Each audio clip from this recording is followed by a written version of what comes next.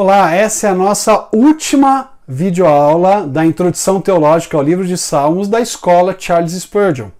Nós, na videoaula anterior, começamos a abordar os salmos imprecatórios. Entendemos que esses salmos eles foram compostos porque os salmistas estavam abrindo mão de tomar vingança por si mesmos e entregando a justiça nas mãos de Deus porque criam que esse Deus é justo e porque desejavam que a glória de Deus fosse manifesta diante dos homens.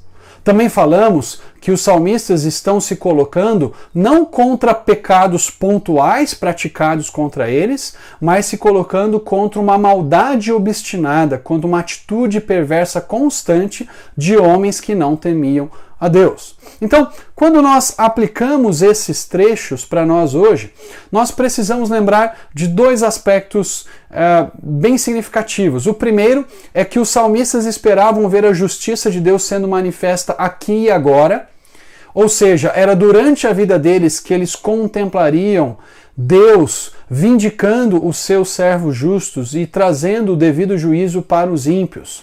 Nós percebemos que da parte do salmista, não há aquela expectativa tão constante no Novo Testamento, ou tão clara como há no Novo Testamento, de uma vindicação no pós-morte.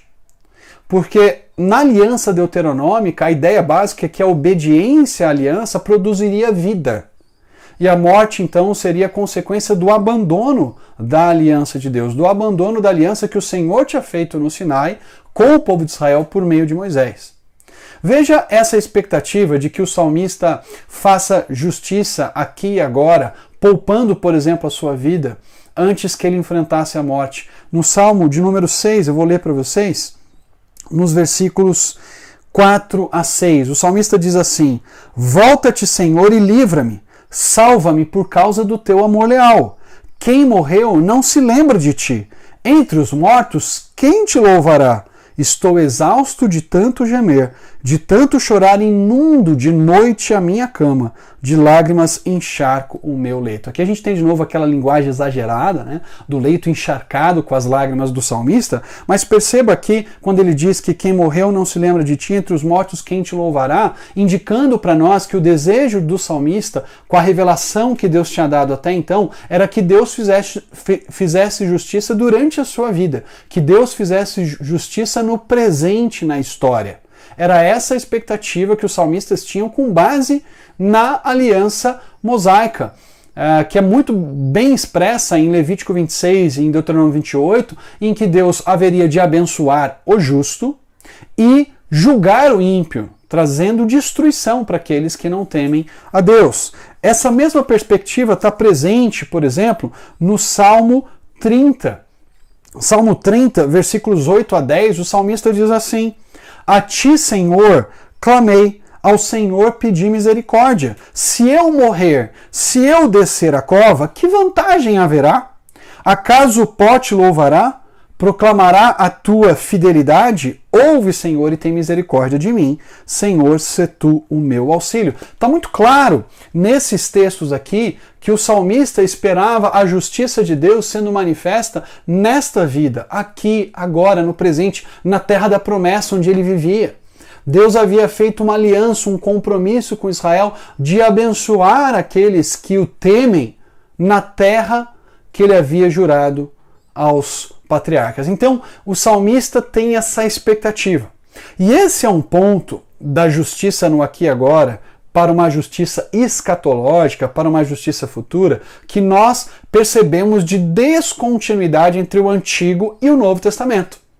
Então, enquanto no Antigo Testamento o salmista esperava ainda em vida ver a justiça de Deus contra aqueles ímpios que o perseguiam de modo tão obstinado, quando nós vamos para o Novo Testamento, nós percebemos uma expectativa de que a justiça plena de Deus será realizada ou executada quando o Senhor Jesus voltar. É exatamente nos últimos tempos, nos tempos finais da manifestação da vinda de Cristo, é que essa justiça será plenamente manifesta. Não é que Deus não realize agora. Deus sim realiza essa justiça agora. Quando Deus, por exemplo, põe fim ao nazismo na Alemanha, quando Deus tira a vida de Adolf Hitler e põe fim à maldade daquele homem, Quando Deus, por exemplo, traz libertação para pessoas que viviam na cortina de ferro, sendo oprimidas por aquele regime da União Soviética. E muitas outras situações na história, passada e presente, quando Deus faz o Império Assírio cair na época do profeta Naum, porque eles vinham praticando crimes de guerra, Deus estava manifestando a sua justiça na história e ele continua a fazer hoje. Mas o cristão ele é chamado a uma expectativa pela justiça plena de Deus na vinda de Cristo Jesus. É ali que toda a justiça será executada e efetuada, de tal modo que se você e eu não vemos essa justiça sendo realizada hoje, isso não significa que Deus não seja justo, mas de que Ele manifestará plenamente essa justiça na consumação dos tempos, na vinda de Cristo Jesus. E a gente tem isso expresso tanto no livro de Apocalipse quanto em uma das cartas de Paulo, na segunda carta aos Tessalonicenses. Paulo fala dessa expectativa da plena manifestação da justiça de Deus. Então, observe que essa é uma distinção significativa entre os salmistas e nós.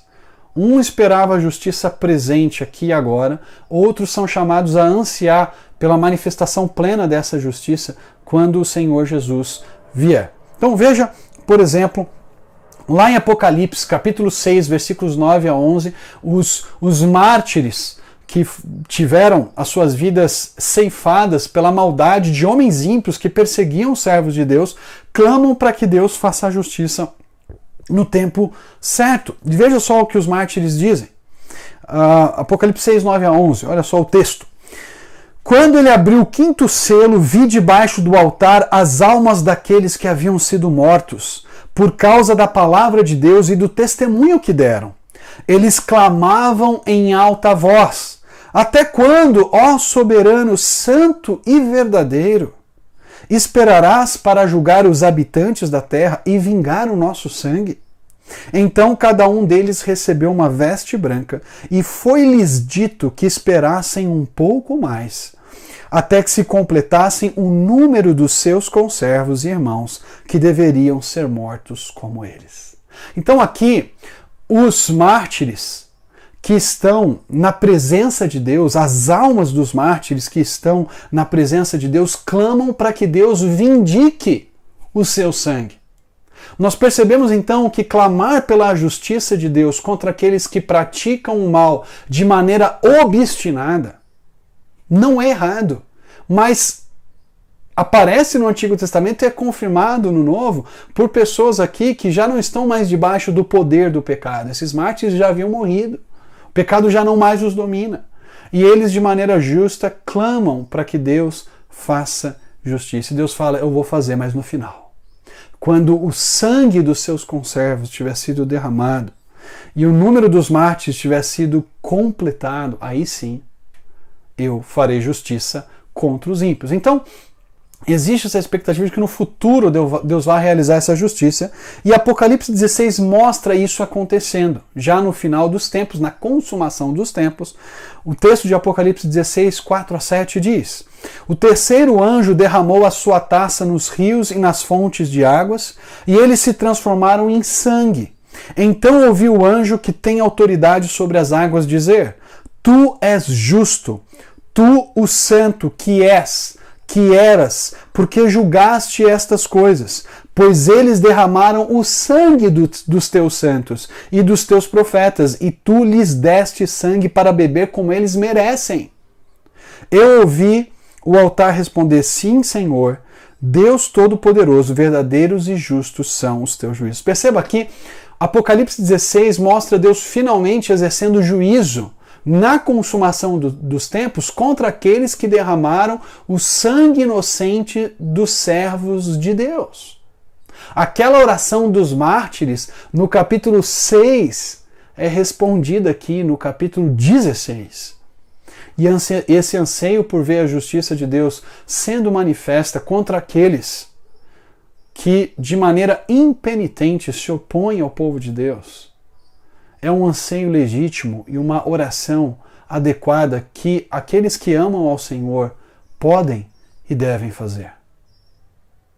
Paulo diz algo muito interessante lá em 2 Tessalonicenses, segunda carta, no capítulo 1, versículos 6 a 9.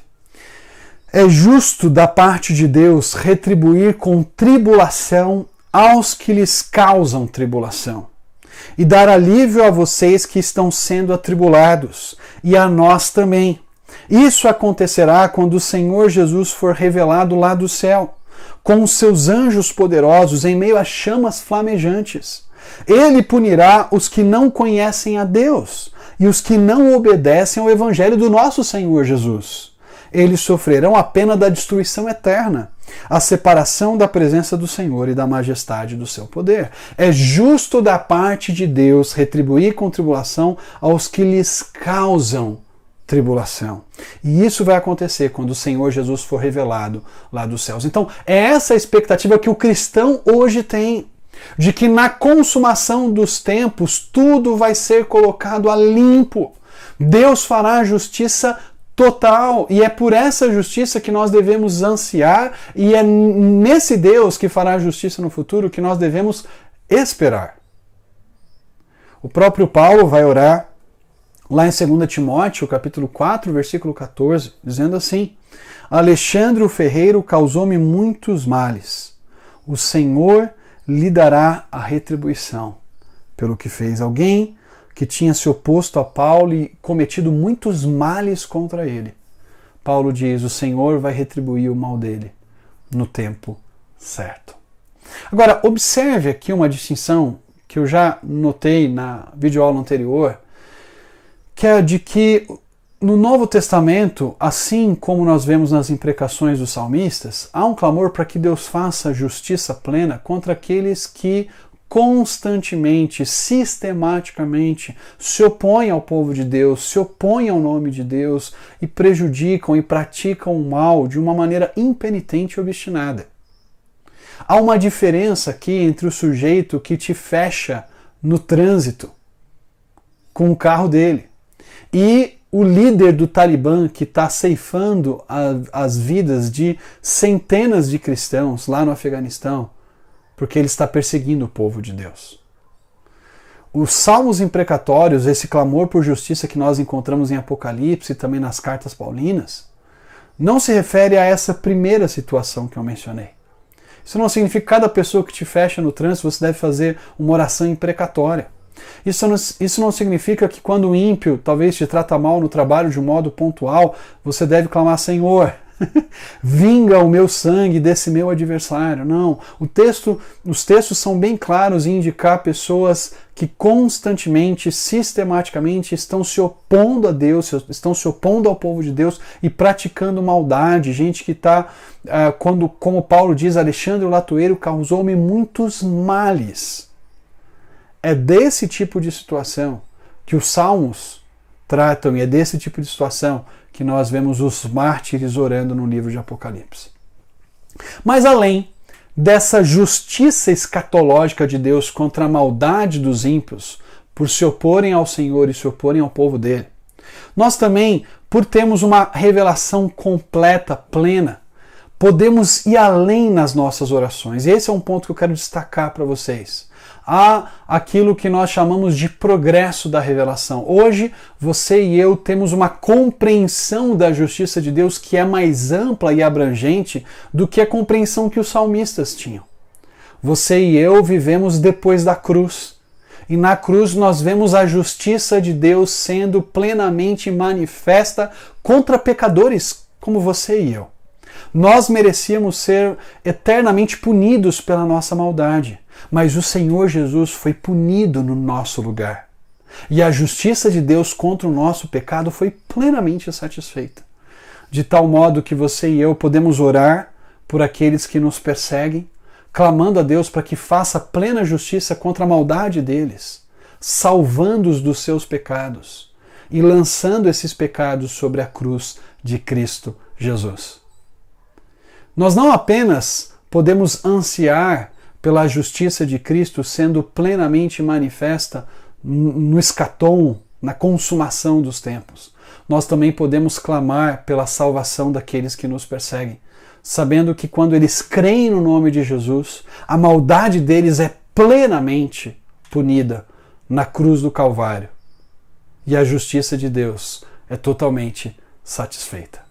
Você e eu, então, podemos clamar por justiça de Deus contra a impiedade de ímpios e pessoas perversas, clamando pela salvação deles, clamando pela redenção deles, porque você e eu éramos também perversos e ímpios, e o Senhor Jesus morreu a seu tempo por pessoas ímpias como nós. E aí eu quero chamar a sua atenção aqui para Romanos capítulo 5, versículos de 6 a 10, que esse trecho diz assim: de fato, no devido tempo, quando ainda éramos fracos, Cristo morreu pelos ímpios. Dificilmente haverá alguém que morra por um justo. Pelo homem bom, talvez alguém tenha coragem de morrer, mas Deus demonstra o seu amor por nós.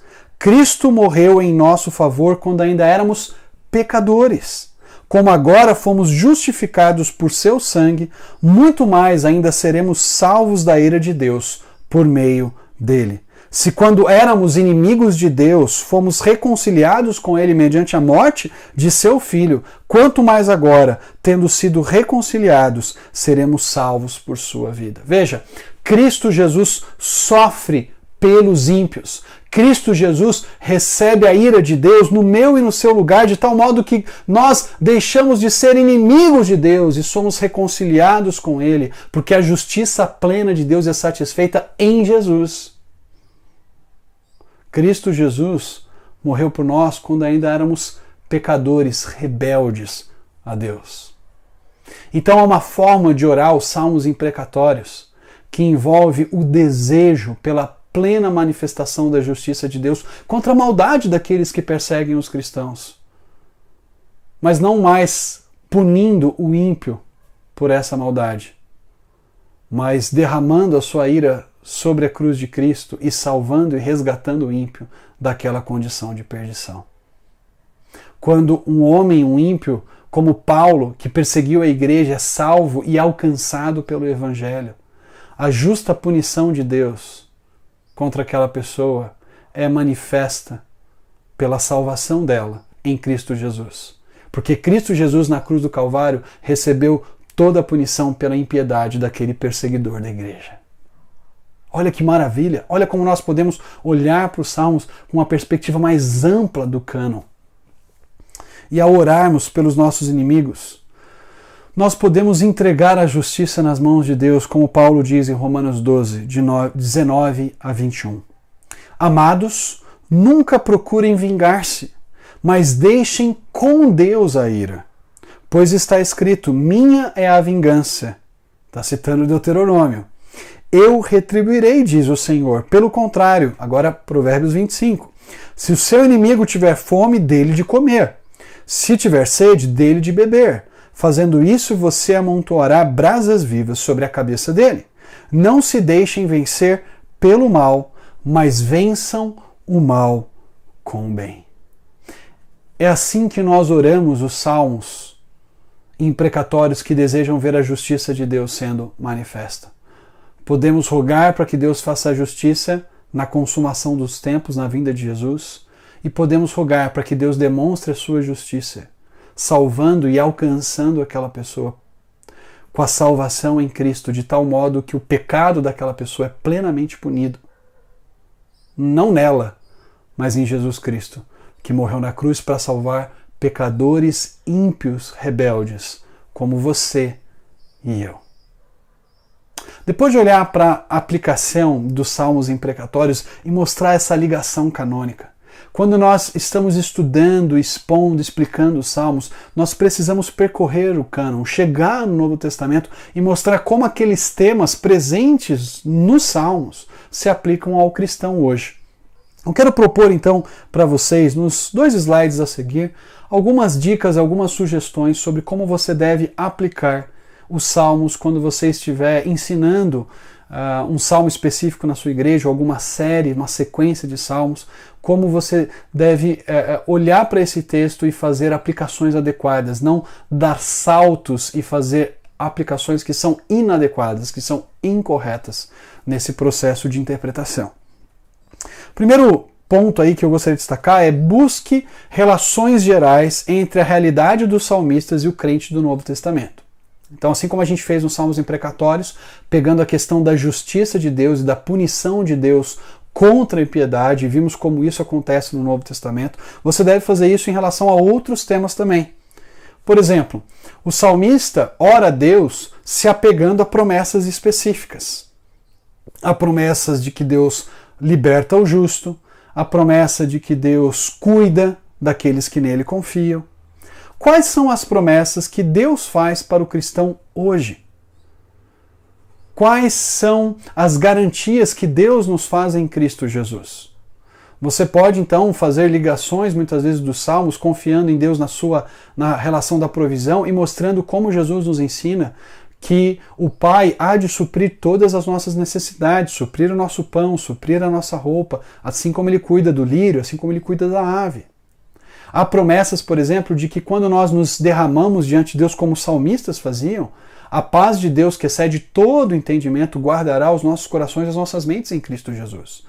Quais são as promessas a que os salmistas se apegam? Quais são as promessas que o Novo Testamento faz ao crente hoje e às quais nós podemos nos apegar?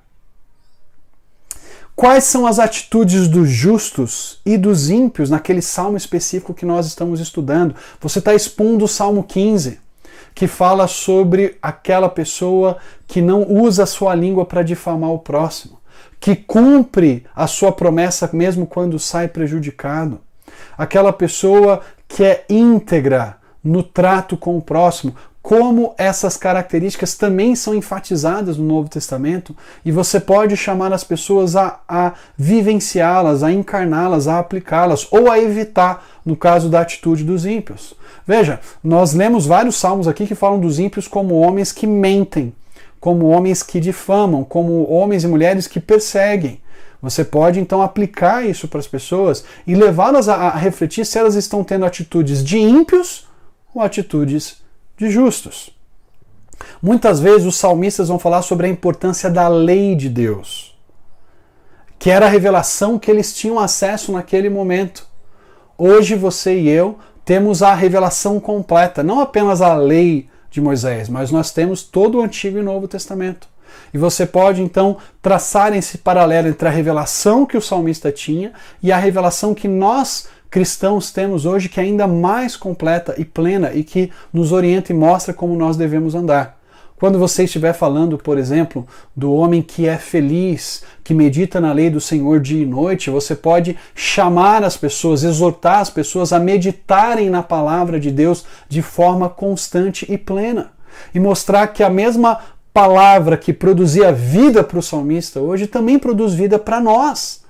Para o salmista naquela época também produz vida para nós hoje. E nós podemos nos apegar à revelação de Deus de forma plena. É claro que por termos a revelação de forma plena, nós não temos mais que cumprir certos mandamentos da lei de Moisés. Mas há outros mandamentos que estão contidos naquilo que Paulo chama de lei de Cristo, que nós devemos obedecer. Quais são esses mandamentos? Quais são essas ordenanças? De que forma o Novo Testamento nos chama a nos apropriarmos também da revelação de Deus, do Evangelho de Cristo Jesus? Muitas vezes o salmista diz que a ira de Deus está pesando sobre ele. Ele sente a disciplina de Deus sobre a sua alma e sobre o seu corpo. De que modo o Novo Testamento também fala da disciplina de Deus na vida dos seus filhos.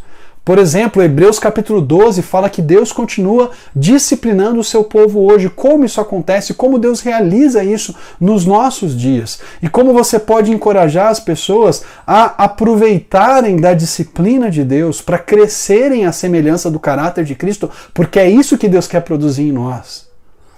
E de que modo Deus muitas vezes vai usar circunstâncias para chamar a nossa atenção, nos corrigir e nos trazer para o rumo correto. Além disso, cuidado com alegorizações ou espiritualizações indevidas dos salmos. Há pessoas, por exemplo, que estão pregando o Salmo 45, que fala sobre um casamento real, e dizem que aquele salmo está falando do casamento entre Jesus e a igreja. Ele não está. O Salmo está falando de um rei descendente de Davi que se casa com uma princesa. E é claro que ele tem aplicações, ele fala de como um governante, por exemplo, deve agir com justiça, como ele deve se portar. E é claro que esse salmo depois é usado pelo autor de Hebreus porque o rei davídico representava o próprio reino de Deus aqui na terra. E nós sabemos que Jesus é o cumprimento pleno desse reinado davídico e dessa manifestação da justiça de Deus. Mas você precisa observar os desdobramentos do cânon antes de fazer uma ligação direta. Você pode mostrar que esse rei que estava se casando deveria manifestar a justiça de Deus, no seu governo terreno. Mas que só Cristo, como filho perfeito de Davi, conseguiu manifestar essa justiça e manifestará um dia quando voltar para reinar de forma definitiva.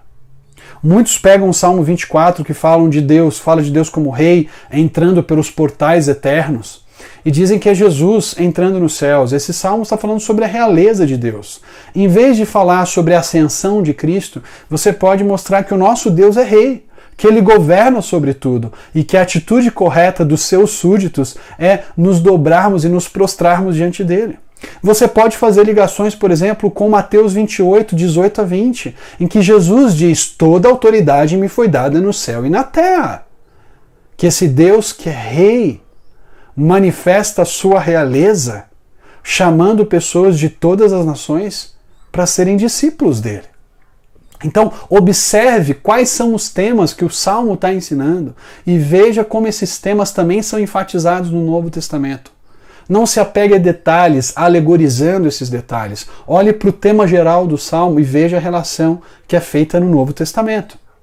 Além disso, permita que cada ênfase de cada Salmo guie as suas aplicações. Esse é um salmo de ação de graças, então fale sobre como as pessoas podem ser gratas a Deus, como elas podem expressar gratidão por meio das suas orações, no seu viver diário.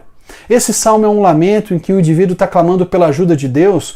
Mostre para aquelas pessoas que estão ouvindo a sua pregação como elas podem se apegar no Senhor, como elas podem se aproximar de Deus nos momentos de dificuldade e de aflição. Deixe que a ênfase do Salmo guie as suas aplicações também. Gratidão, louvor, petição, clamor, expectativa escatológica futura do Deus que vem para julgar a terra. Qual é a ênfase do Salmo? Deixe que essa ênfase modele a sua aplicação. Além disso, não faça paralelos direto com Cristo, a menos que esse salmo seja claramente um salmo profético ou um salmo tipicamente messiânico. Mas apresente primeiro o contexto daquela época e depois faça a aplicação que os evangelistas e o próprio apóstolo Paulo farão com Jesus. Por exemplo, o Salmo 22. O Salmo 22 é usado por Jesus nos seus últimos momentos ali na cruz do Calvário. O Salmo 22 foi escrito por um fiel sofredor em Israel, alguém que temia o Senhor, que amava o Senhor e que escreveu aquele salmo expressando a sua aflição, a perseguição, a dificuldade e derramando a sua alma diante de Deus. Mas Jesus, como servo sofredor por excelência, experimenta aquilo de uma maneira ainda mais plena do que a que o salmista vivenciou e experimentou. Então essa distinção, aliás, essa ligação, mas com as devidas distinções, precisa ser feita quando estamos expondo e explicando o livro de Salmos. Você precisa explicar o contexto específico do salmista lá no Salmo 22, o que ele estava passando, o que ele estava experimentando, e depois fazer a ligação com Jesus, porque Jesus é o servo sofredor por excelência, que experimenta de forma plena aquilo que nós experimentamos de forma parcial, o que os salmistas no passado experimentaram de forma parcial. Esse abandono, Eloi, Eloi, lama sabachthani, Deus meu, por que me desamparaste, que o salmista experimenta, é experimentado de maneira mais profunda por Jesus. Essa oposição que o salmista experimenta é experimentada de maneira radical por Cristo, durante a sua vida e também na sua morte na cruz do Calvário. Então, observe o contexto específico do Salmo e depois faça a ligação canônica que os evangelistas e que os apóstolos fazem nas suas cartas. Foi um prazer caminhar contigo, com cada um de vocês, nesse estudo de aspectos introdutórios da teologia do livro de Salmos. Eu quero desafiar você a continuar estudando, investigando, a ler o livro de Salmos e a, talvez no seu ministério de pregação ou de ensino numa escola bíblica, ou de estudo para juniores, adolescentes, crianças. Estudar uma parte, um trecho do livro de Salmos, talvez dos filhos de Corá ou Salmos de Davi, e mostrar como os temas teológicos ali presentes continuam extremamente relevantes para nós hoje. Porque toda a Escritura é inspirada por Deus e útil para o ensino, para a correção, para a repreensão e para a educação na justiça, a fim de que as pessoas a quem você e eu ministramos sejam perfeitas, perfeitamente habilitadas para toda boa obra. Que Deus os abençoe.